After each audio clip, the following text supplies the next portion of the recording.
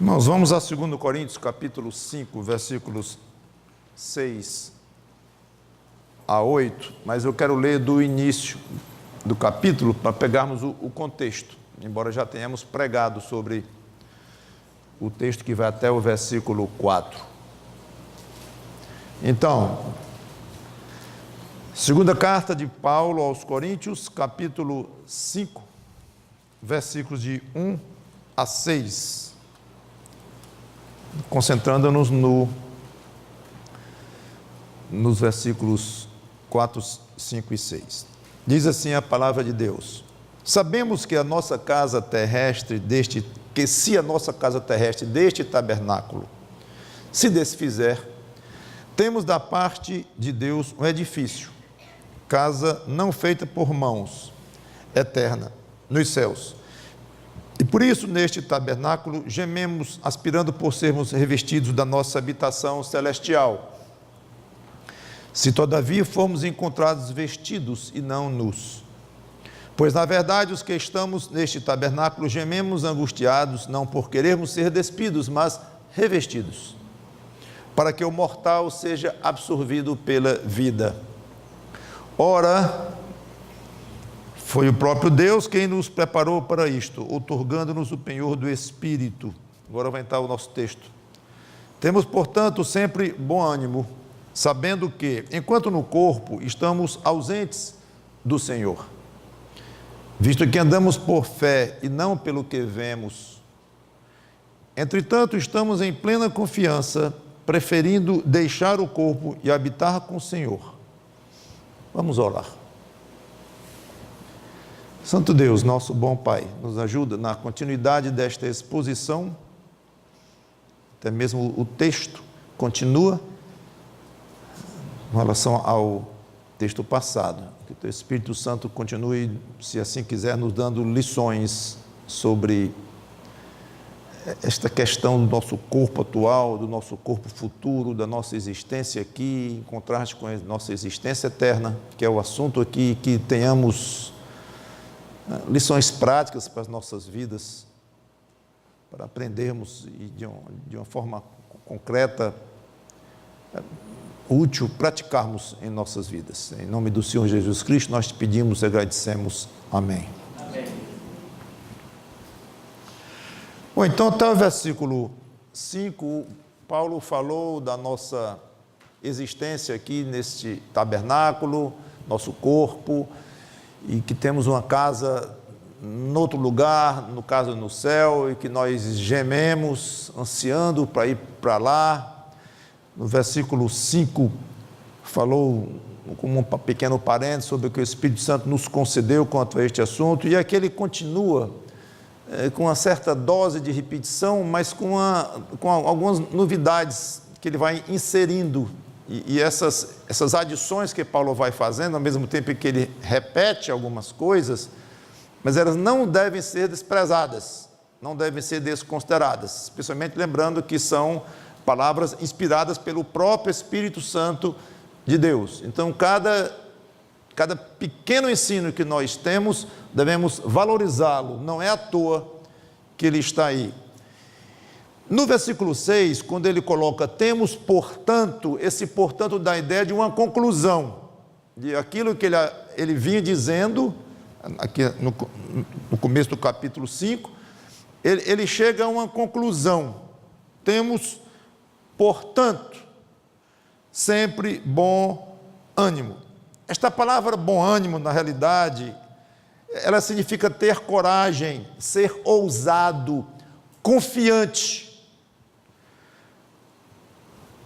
Curiosamente, no versículo 8, que é quase uma repetição aqui do 6, quando ele diz, entretanto, estamos em plena confiança, é a mesma, é exatamente a mesma palavra. Não me perguntem por que os tradutores traduzem no versículo 6 uma palavra de um jeito e duas frases depois traduz a mesma palavra de outro jeito.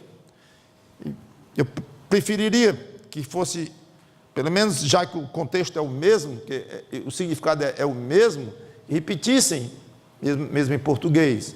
Tudo bem que às vezes uma palavra tem várias conotações e que cabe perfeitamente várias traduções e que podemos tranquilamente usar uma tradução de um termo em português diferente do outro para a mesma palavra no grego, mas um contexto diferente e significações ligeiramente diferentes. Mas aqui é absolutamente idêntico, é igual, é a repetição da outra.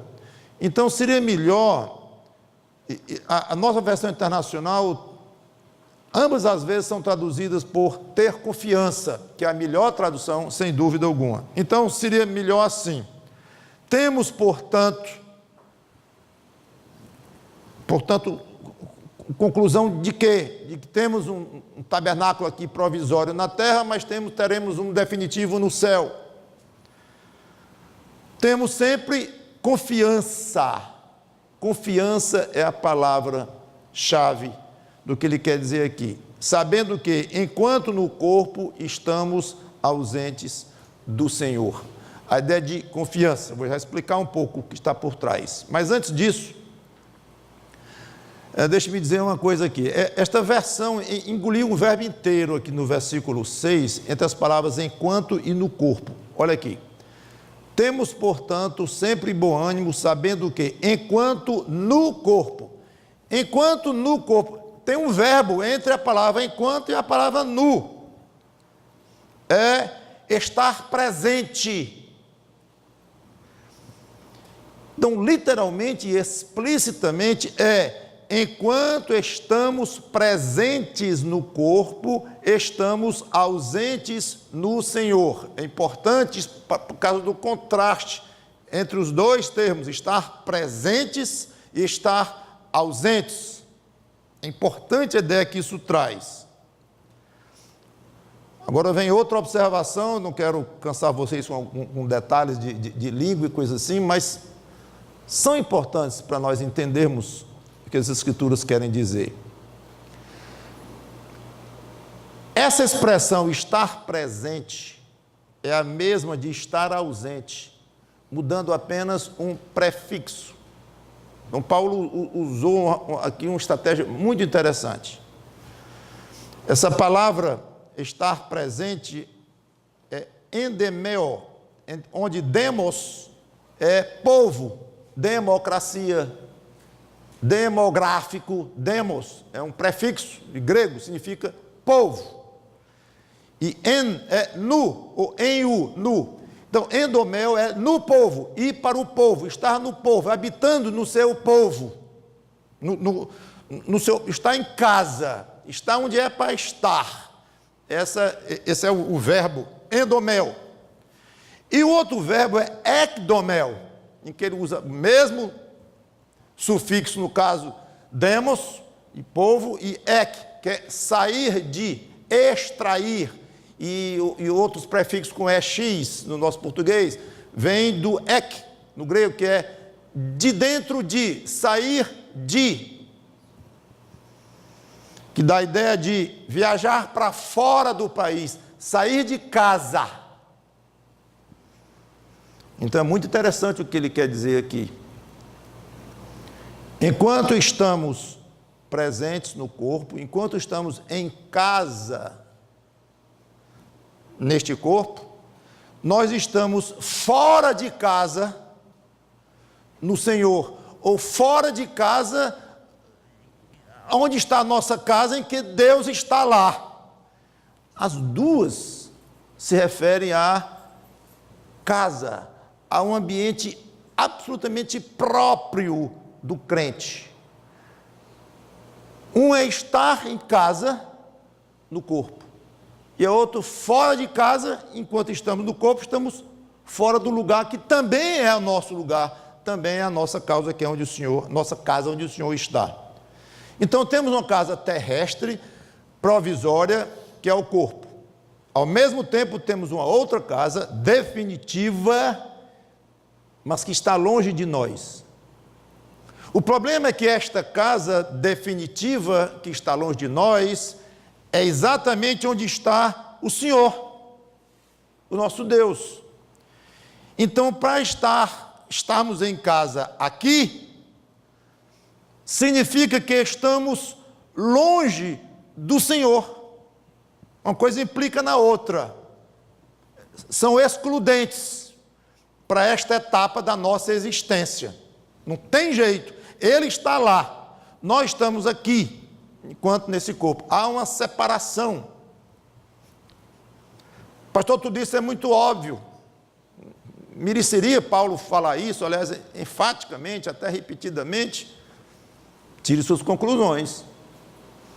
Porque a minha conclusão pessoal é óbvio que é necessário. Se o próprio Espírito Santo quer, Paulo enfatizando tudo isto, enfatizando, isso deve ter para nós uma importância muito grande, esta conscientização de que há uma separação, de que há uma incompatibilidade, por enquanto, entre onde nós estamos, que é nosso corpo, e entre o nosso outro lugar, que é no céu. E aí vem uma segunda conclusão aqui, observação. Se para estarmos no nosso próprio corpo terrestre, na nossa casa, é necessário que nós estejamos ausentes da casa que vamos ter lá, definitivamente, que é onde está o Senhor, então o que significa? Que o nosso corpo, a nossa existência nesse corpo atual, e o Senhor, a presença do Senhor, essas coisas são incompatíveis. Incompatíveis. Esse corpo que você tanto gosta, cuida, às vezes ou talvez exageradamente, até com um toque de idolatria, talvez, não é digno de estar na presença do Senhor. Seu corpo hoje, o seu tabernáculo hoje, a sua casa hoje, em que você habita, o seu corpo é incompatível com a presença do Senhor. E isso é exatamente o que Paulo diz em 1 Coríntios 15, versículo 50, que vale a pena ir lá. Se isso conseguir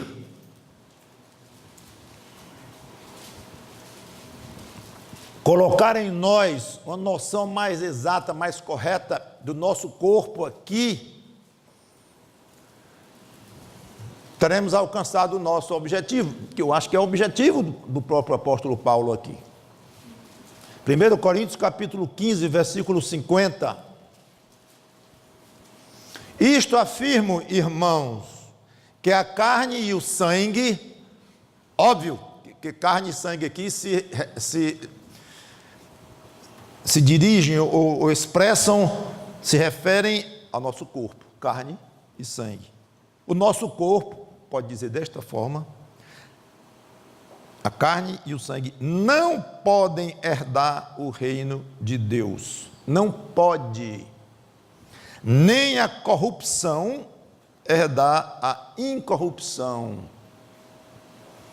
O seu corpo, nosso corpo hoje é corrupto. Pastor, eu não sou político, não estou dizendo isto. Não é corrupção no aspecto de honestidade, de moral elevada, é corrupção no aspecto de se estragar. Então, nosso corpo hoje é estragável, rapidamente estragável, todos nós sabemos disto.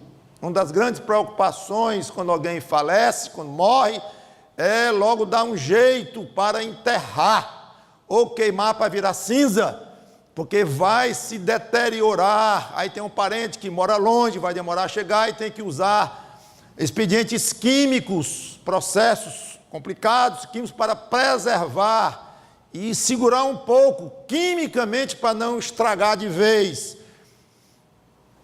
Esse corpo estragável não pode ir para um céu onde nada se estraga, onde tudo é eterno, tudo é lindo, espetacular, puro, belo e constante, até o infinito, constante, nada se estraga lá. Como é que um corpo que você tem aqui, que estraga em poucas horas, pode ir para um lugar onde vai ficar eternamente? Não dá. É isso que Paulo diz, é incompatível. Seu corpo não pode herdar o reino de Deus, na plenitude do reino de Deus, como ele está lá no céu.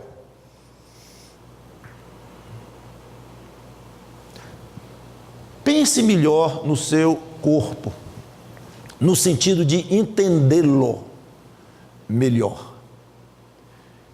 Quando eu digo corpo, não é só especificamente o corpo, mas a vida que você vai vivendo neste corpo. Nesse aspecto, a vida é curta, porque na realidade a existência do ser humano é eterna, dos que são salvos em Cristo, eternamente salvos, e dos que serão condenados sem Cristo, eternamente condenados. Mas a existência humana, ela é eterna. Mas a vida aqui, ou a existência humana neste corpo, ela é rápida. Então, quando eu digo pense mais, compreenda melhor o que é o seu corpo, eu quero dizer, compreenda melhor o que é essa existência aqui, que é experimentada na prática no seu corpo. Como nós somos muito agarrados às coisas daqui, nós temos a tendência de supervalorizar a existência nesta terra. E todas as coisas que estão ao redor dessa existência, que incluem essa existência. E dentro dessas coisas, obviamente, o corpo assume um lugar de tremendo destaque, porque ele é a nossa habitação, é através dele que nós interagimos com o que está ao nosso redor, vendo, olhando, sentindo, cheirando, tocando, respirando, tendo noção da existência. Para tudo isso nós precisamos do nosso corpo. Então já que nós nos agarramos muito à vida daqui, é natural que esta deformação da nossa maneira de ver acompanhe a nossa maneira de ver o corpo. Então daí vem uma atenção exagerada ao corpo, até a questão da saúde. Até a questão da saúde, em que eu fico pensando quanto hoje de nós, quanto da nossa vida hoje, ela é investida nos detalhes com relação ao corpo, de leituras do último blog, do último site, do último livro, da última dieta, da última forma de perder caloria, mas sem perder aquilo, e de vitamina de um jeito e a coisa do outro.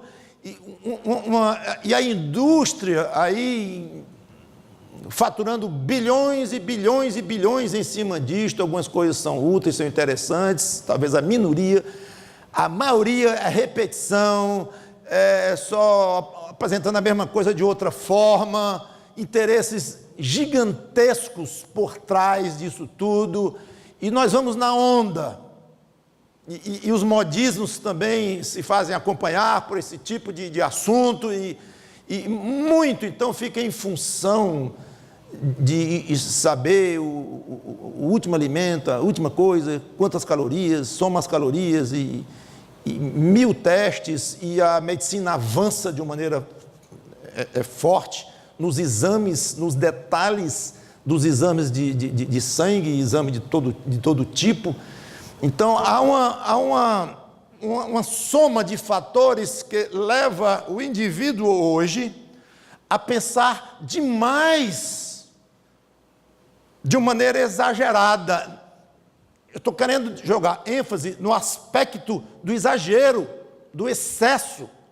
É óbvio que em qualquer época da humanidade, o ser humano deve ter tido e deveria ter tido mesmo cuidado com o seu corpo, cuidar do seu corpo, ter cuidado com ele, claro, tratá-lo de uma maneira correta, afinal de contas, é a sua casa aqui, tudo bem. Mas, como eu já disse, falando de vários assuntos diferentes, o diabo, ele é mestre em utilizar uma coisa correta, saudável e entortar. Ele deforma o que é correto, ele pega as escrituras e deforma, e tem o atrevimento de fazer isso diante de ninguém menos do que o próprio Senhor Jesus Cristo. Ele usou a Escritura para Cristo, o diabo deformando. Então ele deforma tudo. E uma das coisas é esta noção, esta ideia ou esta vontade nossa de dar uma super atenção para o corpo. Cuide da sua saúde, mas, meu irmãozinho, minha irmãzinha, o seu corpinho vai passar ligeiro. Não adianta. Pode ter cuidado com as vitaminas balanceadas e com a alimentação saudável, pode andar na esteira, fazer pilates, tudo que lhe mandam fazer, pode fazer, horas e horas por dia, e tomar todo tipo de medicamento, ou fitoterápico ou não, do jeito que você quiser, pode inventar, pode, mas você não escapa das dores, dos problemas, das dificuldades que o seu corpo vai trazer. E ele vai decair, ele vai piorar, ele vai cada vez mais lhe dar trabalho. Que pena! Não é pena! É exatamente isto que Paulo está dizendo, não é pena! Porque esse corpo velho é incompatível com o seu Senhor. Esse corpo não pode herdar a vida eterna. Você quer continuar nele? Tem certeza? Para valer? Não, assim também não. Lembre-se disso, é o que Paulo quer dizer. Não precisa valorizar tanto esse corpo aqui, tanto esta vida aqui, porque vai passar. Agora, quer você goste, não goste, concorde, não concorde, se apavore, ou nada, ou não se apavore, não interessa, vai passar. Então, quanto melhor você viver neste corpo, eu digo melhor, quanto mais afinado com as Escrituras, porque não faltam indicações da Bíblia. Olha, a maneira correta de você encarar a vida aqui é assim, assim, assim. Você quer? Use. Não quer? Sofra as consequências. É mais ou menos assim que devemos enxergar as Escrituras. Está tudo aqui. Agora, uns aplicam e vivem de uma maneira muito mais perto de Deus e conseguem, passando pelos mesmos sofrimentos, pelas mesmas dores, mas interpretam de uma maneira diferente. E têm atitude diferente com relação aos mesmos tipos de problemas. E essas pessoas, como que voam como águias em cima dos seus problemas e vão gostosamente a Cristo. Gostosamente, digo, no sentido de que querem ir gostosamente a Cristo, não é? Ai, que pena, estou indo desta vida aqui, se agarra na vida, não quero mais um ano, eu faço tudo o que eu puder para mais um mês de vida, e vamos continuar, mas o que eu quero incutir na sua cabeça, porque eu acho que é o que Paulo quis incutir na nossa cabeça, é exatamente isto. Uma noção correta, uma perspectiva correta, bíblica, do que é o seu corpo, em contraste do que será o seu corpo lá, ou a sua existência lá onde está o Senhor. Gente, o fato do Senhor não estar aqui não deve ser coisa pequena para o crente, não. É mesmo, ó, eu nunca tinha pensado. Que coisa interessante. Quer dizer, enquanto eu estiver nesse corpo aqui, eu estarei longe do meu Senhor. Estará. Detalhe interessante, né? Aí depois de 5 minutos se esquece. Bom, amanhã tenho isso, tenho aquilo, tenho um médico, tenho academia, tenho aquilo outro, tenho aquilo. Aí começa tudo de novo. Agarrado no corpo, agarrado na vida. O Senhor está lá, hein? Não esqueça. Oi, Senhor, um dia eu vou aí. Aguenta aí. Não é assim que o crente deve viver. Não é com essa atitude que a maioria de nós temos dentro do coração. Não diz explicitamente. E se colocássemos por escrito e disséssemos, assina aqui, assinava nada. Claro, não vai dizer que essa é a atitude, mas é. Mesmo sem pensar, mesmo não é uma coisa muito consciente, não, mas que examine o seu dia a dia, que provavelmente você vai dizer, eu acho que mais ou menos eu me enquadro nisso aí, sou ligada demais nas coisas daqui. Talvez exageradamente. Eu quero voltar. A ideia é, mais ou menos assim, como se Paulo dissesse, o fato de estarmos num corpo sofrido, gemendo, angustiados e tal, não deve nos desencorajar, nos acovardar. Temos de confiar que isso é provisório, ou seja, só estou sofrendo porque estou ausente do Senhor. Quando eu chegar na presença dele, não será mais assim. É isto que Paulo quer dizer. E como a vida passa rápido como uma neblina, mais um pouquinho eu estarei na presença do Senhor. Isso deve me levar a bradar confiante: Senhor, estou já chegando. Estou chegando. Não é, espera, adia o que tu puderes. Não faz essa desgraça de me levar logo para aí. Tem crente que fala da morte como se estivesse falando de uma desgraça. Gente, entendeu o que é salvação? Agora, você falar da morte da sua mulher, do seu marido, de um filho, entende-se mais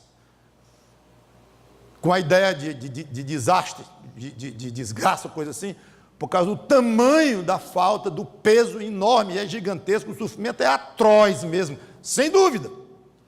Entende-se. E quando trata-se de um parente querido, um amigo querido, crente, alivia muito mais, óbvio, saber que está no céu, mas a dor é grande, sem dúvida. Mas eu estou falando aqui da própria morte, da própria partida para onde está o Senhor. Este é o ponto que eu quero mexer na sua mente hoje, no seu coração.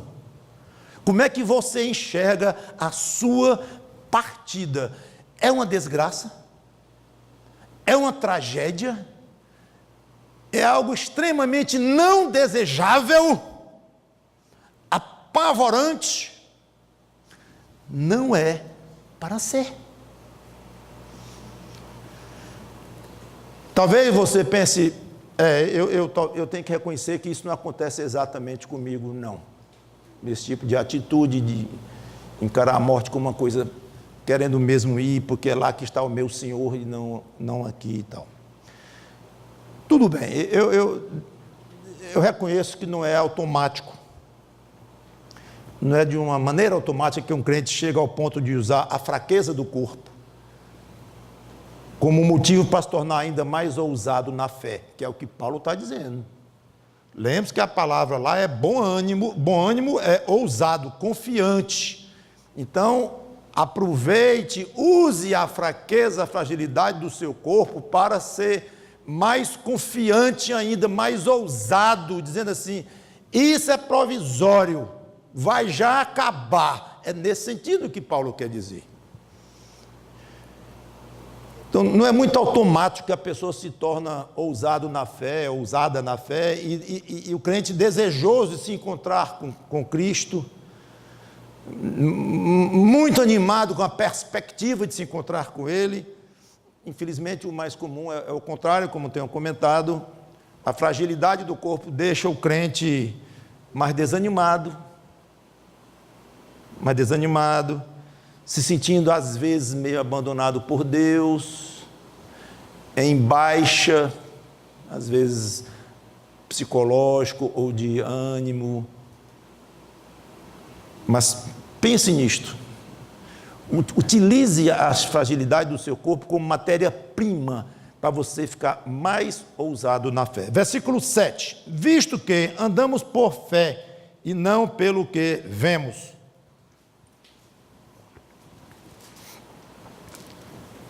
Aqui uma maneira de Paulo dizer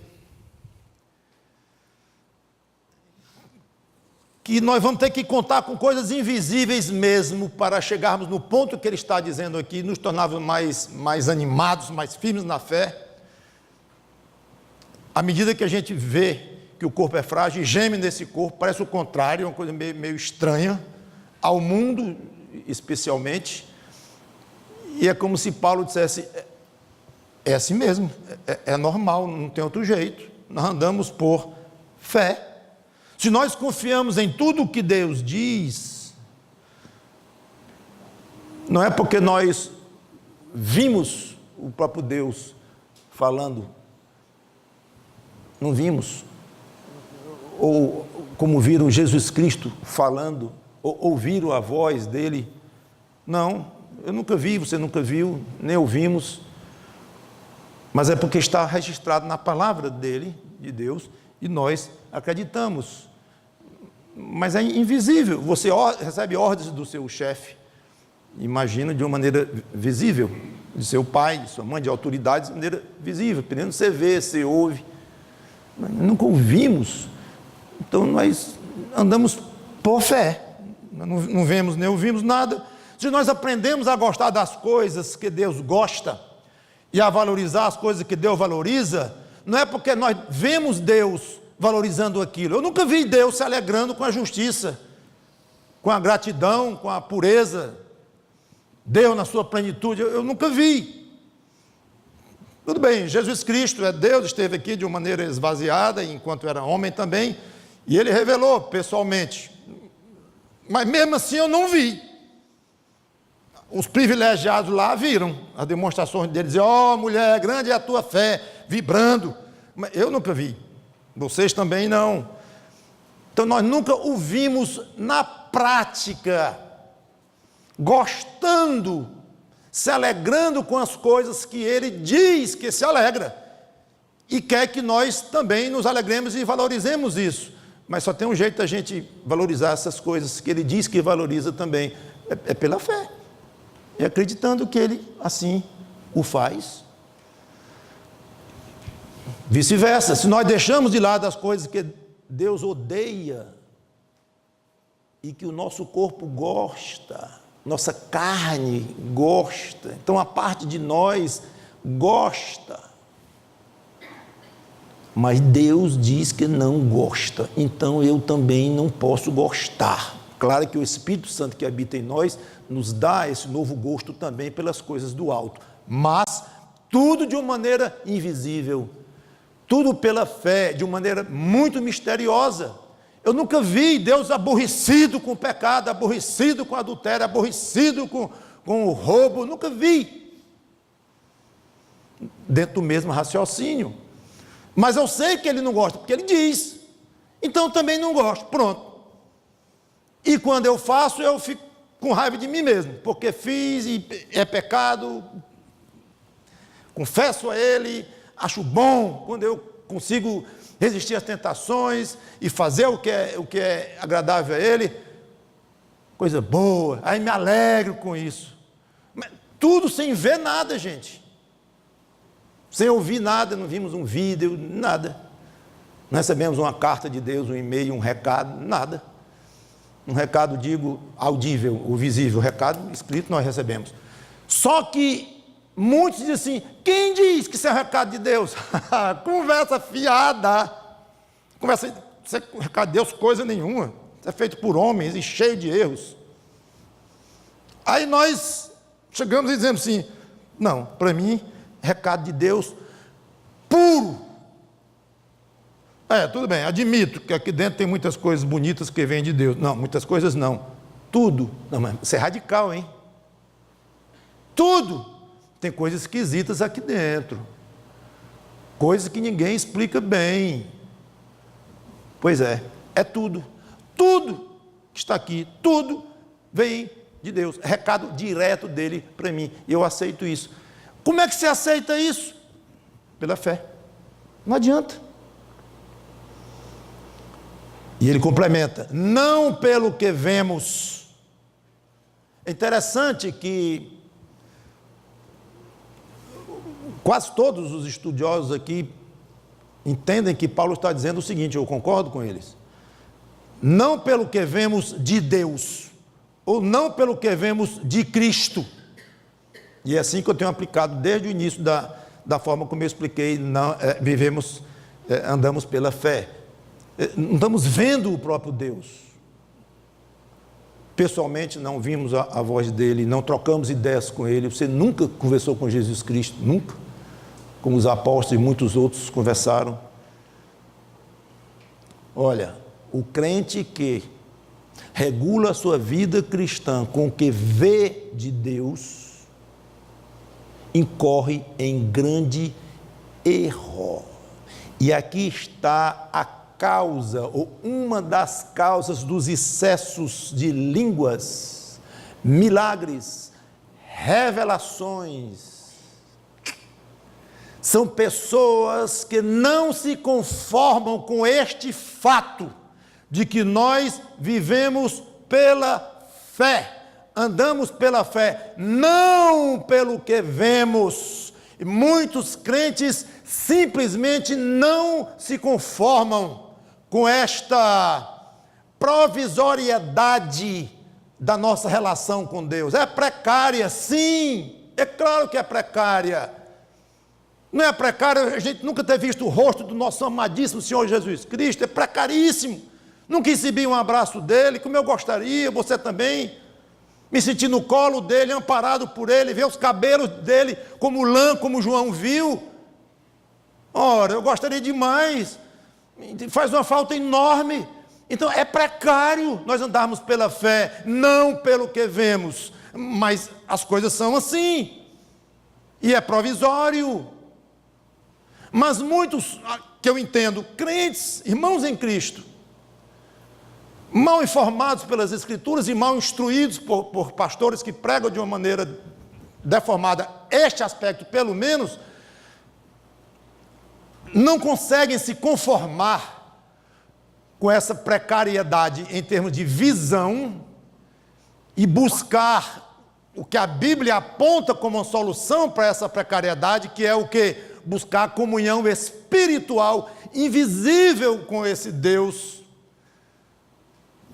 diante do qual não estamos presentes fisicamente por enquanto. Então não é que a Bíblia diz assim, é precário viver só pela fé mesmo, não pelo que nós vemos, e se conforme com isso, vai ser uma vidinha aí muito longe de Deus, espiritualmente muito fraca, só quando chegar no céu você vai realmente poder ter uma comunhão gostosa com Deus. Não,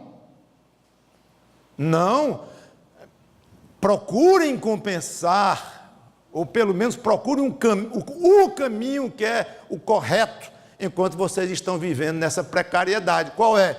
Busquem a Deus em oração, em espírito, em verdade, obedeça a Ele, converse com Ele, chore diante dEle, rie diante dEle, sem ver nada, pela fé, mas faça isso e você vai ter paz no coração, você vai ter o fruto do Espírito transbordando em você e tudo aquilo que a gente já conhece. Então não é que a Bíblia não dá uma alternativa para essa precariedade da nossa vida aqui pela fé sem ver, ela dá, mas quem é que quer? Muito sem graça. Vou ter que reservar tempo para cultivar a comunhão com Deus. Tempo. O senhor conhece minha rotina, pastor? Não sabe quantos empregos eu tenho? Não sabe quantos filhos eu tenho? O senhor sabe quanto é o desacerto nas minhas contas no final do mês? O senhor não está sabendo do trânsito, não? Como é que anda? O que era 10 minutos agora é 50? Não tenho tempo. Isso é uma matéria-prima que eu não tenho. Pois é. Já matou aí. Porque precisa de tempo, aí precisa de paz, quietude. No mundo de hoje só está brincando. Então, não é um caminho muito agradável, muito cômodo. Tem que explicar melhor um pouco esse aspecto de agradável, mas ele exige de nós. Dizem que o esforço mental cansa mais do que o esforço físico. E esses exercícios espirituais, eles são mais do que esforços mentais. Porque além de mentais, são esforços espirituais que entram numa área muito acima até da nossa própria mente, como se conhece a mente humana. Então é um caminho difícil, que requer muita força de vontade, desejo, gosto por aquilo, a ponto de ter que se dedicar boa parte das suas horas ou do seu dia a dia para essas coisas espirituais. Agora, bom mesmo, isso é muito complicado, pastor. Agora, se eu tivesse uma revelação de noite, para saber se eu caso ou não caso com aquela menina, para saber se eu faço ou não faço aquele concurso, aí era um show, uma revelação, pronto, estava tudo resolvido, muito mais prático, muito mais cômodo, uma visão, alguém profetizasse para mim. Então você vê que é um caminho não bíblico para esse contexto, para essa atualidade. Houve profecias, curas, milagres, e ainda admito que Deus ainda possa curar, e queira curar, e cure pessoas hoje e tudo mais. Mas não da forma, e muito menos pelo motivo com que querem, eles querem atalhar o seu crescimento espiritual, e não vai conseguir nunca, vai perturbar, porque vai descobrir que aquele profeta não era profeta coisa nenhuma, pouco tempo depois, e que aquele que vivia dizendo que tinha visões e visões, a vida dele ficou pior do que a vida de alguém do mundo. Aí vai decepcionando e misturando má doutrina com decepções e com enganos. Eu tenho pena de muitos crentes que vivem assim hoje, sem entender. Mas, como não é o nosso estilo estar procurando essas coisas, eu coloquei como observação para nós entendermos um pouco de onde vem esse gosto, essa busca pelo sobrenatural tão comum, e as igrejas cheias de milhares de pessoas, porque não é o caminho mais procurado esse de se buscar uma comunhão séria, dedicada, concentrada nas coisas de Deus. É o caminho mais fácil, mais excitante para a carne, para as coisas, para as nossas coisas daqui da terra, uma revelação, coisa desse tipo. Então eu quero lembrar que Paulo está claramente dizendo que nós não andamos pelo que vemos, mas pela fé. Não tente aumentar a sua intimidade com Deus, nem o seu gozo espiritual com coisas que você vê. Estou profundamente decepcionado. Com o quê? Com a igreja. O que houve? Um diácono lá, não sei quantos anos de diácono, você não sabe o que ele fez. Decepção total. Não é por aí que você vai regular a sua comunhão com Deus. E nem o contrário, menino, o pastor lá é um espetáculo, você precisava ver, canta tão bem, ou prega bem, ou é simpático, ou é isso, ou é aquilo. Não é por aí. Claro que você vai curtir uma igreja em que as coisas são boas, são corretas, são sérias, sim, mas você não vai aumentar a sua comunhão espiritual com as coisas que você vê. Aí eu oro há 20 anos pela minha esposa, ela nunca se converteu. Estou meio assim com Deus. Por quê? Não converteu minha mulher. Eu não vejo a minha mulher convertida. Você está condicionando quase uma comunhão com Deus mais profunda na hora que você vê uma atitude dele, uma obra dele, conversão da sua mulher, no caso, ou de alguém. Você quer ver. Enquanto não vê, a ideia que você tem de Deus dentro do seu coração está meio diminuída, meio abafada. Ele não me respondeu ainda, ele não me ouviu ainda, e ele precisa lhe ouvir e lhe responder para ser o Deus que ele diz que é. Está aberto a uma comunhão que ele diz que está com todo aquele que é crente no Senhor Jesus Cristo. Então não procure de alguma forma ligar, aumentar sua intimidade com Deus com base naquilo que você vê,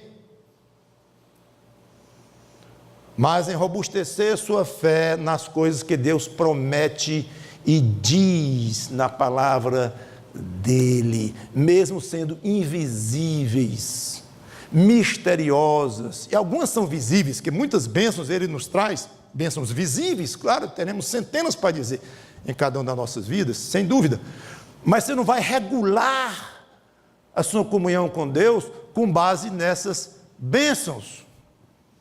Aliás, se eu tivesse na veia ainda de escrever, eu acho que eu ia escrever um livro sobre bênçãos. Acho que é uma das noções mais erradas que os cristãos têm. Essa questão de bênção. Impressionante. Como eles ligam a ideia de bênção com coisas que ocorreram agradáveis a ele. Não foi agradável, não é bênção, é uma bênção meia. Segunda classe. Não vou dizer que não é bênção, que afinal de contas Deus, né? E tal, eu não vou magoar Deus, porque, né? É bênção, é bênção, é bênção. É uma bênçãozinha. Essa é pequena. Agora, se Ele me deu aquilo que eu estava querendo e desejando mesmo, especialmente um bom salário, oh, bênção, isso aqui é um Deus fiel. Um Deus que responde às minhas mais profundas e íntimas orações. Louvado seja Deus, porque Ele deu um salário bom, é? E esse Deus que Ele permitiu ser demitido, injustamente. E você saiu como ladrão, e ladrão foi o seu colega, que lhe armou uma boa, e você é inocente e foi ele processado. Cadê aquele louvor ao seu Deus? Sumiu? Porque você não está vendo Ele trabalhar na sua vida e na vida de pessoas ao seu redor, no testemunho que Ele gostaria que você desse, mil outras formas dele trabalhar de maneira poderosíssima, mas você não está vendo, então não é bênção. Isso não é andar por fé, é querer andar pelo que vê, que é exatamente o contrário do que Paulo está dizendo. Vamos para frente e vamos encerrar daqui a pouco. Versículo 8. Estamos em plena confiança, voltando a 2 Coríntios, capítulo 5, versículo 8. Entretanto, estamos em plena confiança, preferindo, olha a palavra de novo, deixar o corpo, mesma palavra, e habitar com o Senhor. Ele usa o mesmo par de verbos, ekdemel e endomel, ir para casa e ir para fora de casa. Aqui é quase uma repetição do versículo 6, quase uma repetição literal do versículo 6, com uma grande diferença. Lá Paulo se limitou a dizer o fato de habitar, de que habitar no corpo aqui não deveria abalar a confiança dele. Pelo contrário, que ele sabia que ainda o aguardava a bendita esperança do Senhor. Ele falou do fato. Vamos ficar mais animados com o fato de nossa habitação aqui, por enquanto, ser assim. Agora ele diz claramente que prefere deixar o corpo e habitar perto do Senhor. E para casa também. Já expliquei, como fosse duas casas, a provisória e a definitiva. Eu quero ir, não vou para um lugar estranho não, vou para casa. Vou para casa, endomel, ir para casa. Deixando esta casa aqui, toda esburacada, velha, quase caindo. Eu quero falar de 4 características saudáveis desta preferência de Paulo, aí eu encerro. Que preferência? Deixar o corpo e ir para o Senhor. Primeira coisa, embora não sendo uma atitude suicida ou uma vontade mórbida de morrer, é um desejo profundo, sereno, paciente, de se mudar para a morada definitiva. Um desejo, vou dizer a terceira vez, desejo, é um desejo profundo, sereno, de se mudar para a morada definitiva. Eu entendo. Isso a partir de 70 anos está valendo, né, pastor? Não. 10, 8 anos, crentezinho com 5 anos de idade, um jovem com 12, um adolescente com 15. Está valendo para todas as idades, claro. Desejar ir para o lugar onde está o Senhor, porque é incompatível eu estar com Ele da maneira como eu estou aqui. Há uma história bonita, simples, ninguém tem detalhes, em Lucas capítulo 2, versículos 25 a 32, de um homem chamado Simeão, que tomou Jesus nos braços, Jesus criança. Lucas capítulo 2, versículos 25 a 32, diz assim: havia em Jerusalém um homem chamado Simeão, homem este justo e piedoso, que esperava a consolação de Israel, e o Espírito Santo estava sobre ele. Revelara-lhe o Espírito Santo que não passaria pela morte antes de ver o Cristo do Senhor. Movido pelo Espírito Santo, foi ao templo. E quando os pais trouxeram o menino Jesus para fazerem com ele o que a lei ordenava, Simeão o tomou nos braços e louvou a Deus, dizendo: agora, Senhor, podes despedir em paz o teu servo segundo a tua palavra, porque os meus olhos já viram a tua salvação, a qual preparaste diante de todos os povos. Finalmente, o velhinho Simeão disse: pronto, Senhor, posso ir. Eu comentei há alguns meses aqui, não sei em qual contexto, que eu tinha descoberto uma coisa interessante sobre esse Simeão. Não sei se alguma coisa lhe chamou a atenção quando eu disse: o velhinho Simeão estava pronto para morrer. Quem disse que ele era velhinho? Aí tem a idade dele. Aí diz se ele era ancião, se ele era velho, se era um rapaz. Alguns meses atrás eu me dei conta disto. Coisa interessante, não fala. Esse homem podia ter 30 anos de idade, podia ter 40 anos de idade. Aliás, 40, 50 já era um homem maduro na época, bastante maduro, quase velho. Paulo era chamado de o velho, tinha 60 e poucos anos. A expectativa de vida era muitíssimo menor do que a de hoje. Não sei qual era a idade de Simeão. Então, ele encarou com naturalidade a ideia de Deus levá-lo. Independente da idade, ele podia ser novo, não sei.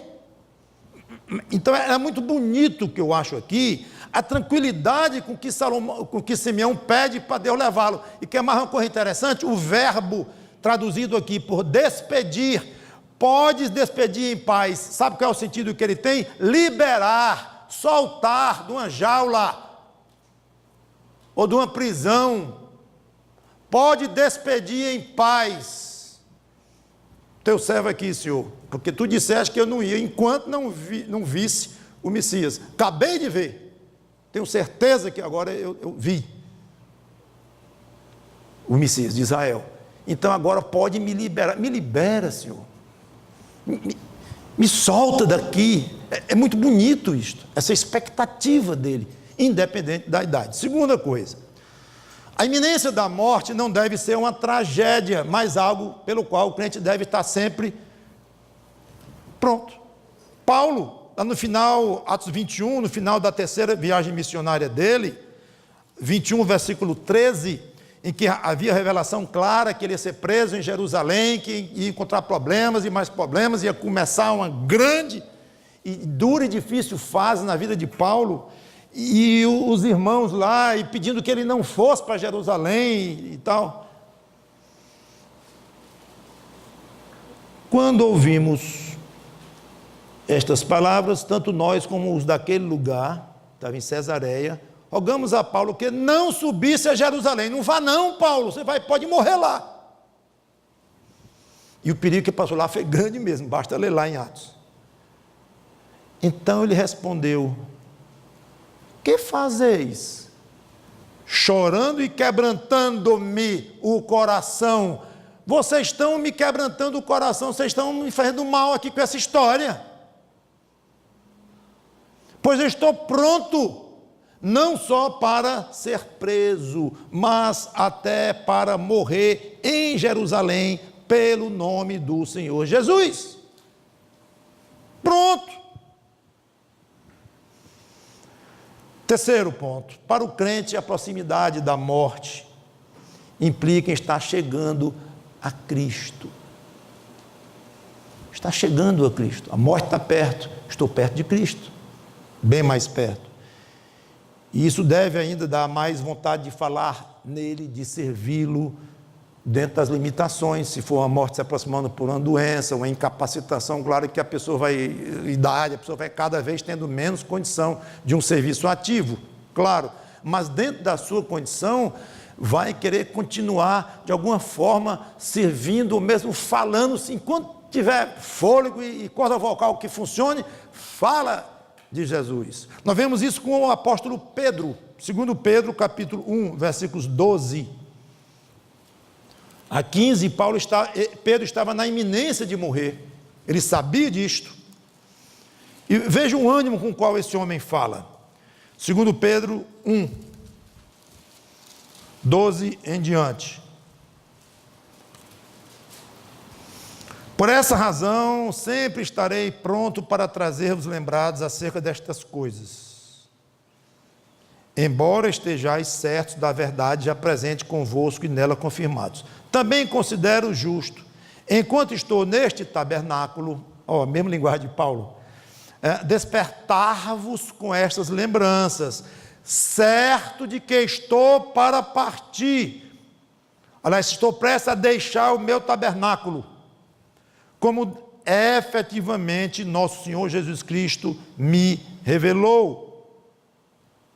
Mas da minha parte, esforçar-me-ei diligentemente por fazer que a todo tempo, mesmo depois da minha partida, conserveis lembrança de tudo. Esse homem parece estar falando no início do ministério dele. Olha, não, tenho muita vida por aqui, então tenho muito que ensinar a vocês, se preparem porque eu vou ouvir, porque quando chegar no fim da minha vida, eu não vou ter mais condições de fazer isso, não vou ter mais tempo, então estou começando agora, estou com carga total, vou falar para valer. Não, ele está no fim, eu sei que estou no fim, mesmo assim eu estou pronto para diligentemente, dentro do meu limite, dentro da minha capacidade, o que eu puder fazer ainda, para falar, ensinar, eu vou fazer até a última hora. Então você vê o ânimo dele, que é exatamente o que Paulo disse, lá em 2 Coríntios 5, que nós devemos ter ânimo, mesmo sabendo que o nosso corpo aqui se acaba, porque se acabando aqui, nós corremos para o céu, e é lá que nós queremos estar. Então, nós vemos aqui Pedro vivendo isto, animado. Soube de um pastor que esteve entre nós, que eu não tive o privilégio de conhecer, vi uma fita, pastor Nilson, que recentemente enfrentou um câncer muito forte, que acabou levando o mesmo para o céu, e sei que ele andou em várias igrejas aqui, em torno de nós, e que deu um belíssimo testemunho, e serviu a Deus até o último momento, em que ele teve condições de fazê-lo, fazendo construção, e tudo que ele haveria de fazer, ele fez. Então, embora, repito, não tendo tido o privilégio de conhecê-lo, mas muitos aqui o conheceram, é um caso agora recentíssimo, de alguém que, sabendo que estava no final da vida, se sentiu muito animado e trabalhando, servindo até Deus levar. Esta é a maneira de um crente encarar a morte. Por fim, eu disse lá na primeira observação, que não é uma atitude suicida, nem um desejo mórbido de morrer e tal, mas um desejo profundo, sereno, paciente de se mudar para a morada definitiva. Eu reconheço que essa paciência, às vezes, pode até chegar no limite da impaciência, de querer ir logo. Se acontecer com você, não se preocupe, é normal. Eu acho que Paulo, quando escreveu a famosa passagem de Filipenses 1, versículos 20 em diante, com ela eu encerro, eu não sei, mas eu tenho a impressão que Paulo estava sofrendo um pouquinho dessa impaciência. lícita, uma paciência impaciente. Filipenses 1, ele tentou esconder, mas não sei se ele conseguiu muito não. Pelo menos para mim, se eu entendi corretamente, ele não conseguiu esconder muito bem essa paciência dele não. Graças a Deus, porque eu acho um espetáculo essa impaciência lícita, saudável de Paulo. Me ajuda muito, inclusive, pessoalmente. Porque estou certo de que isto mesmo, pela vossa súplica e pela provisão do Espírito de Jesus Cristo, me redundaria em libertação. Ele estava preso. Segundo a minha ardente expectativa e esperança de que em nada serei envergonhado. Antes, com toda a ousadia, como sempre, também agora será Cristo engrandecido no meu corpo, quer pela vida, quer pela morte. Ele tinha uma possibilidade real de ser solto, ou possibilidade real de ser morto. Ou uma coisa ou a outra. Real. Porquanto para mim o viver é Cristo e o morrer é lucro. Ou seja, o viver, interessante que ele não disse, o viver é perda.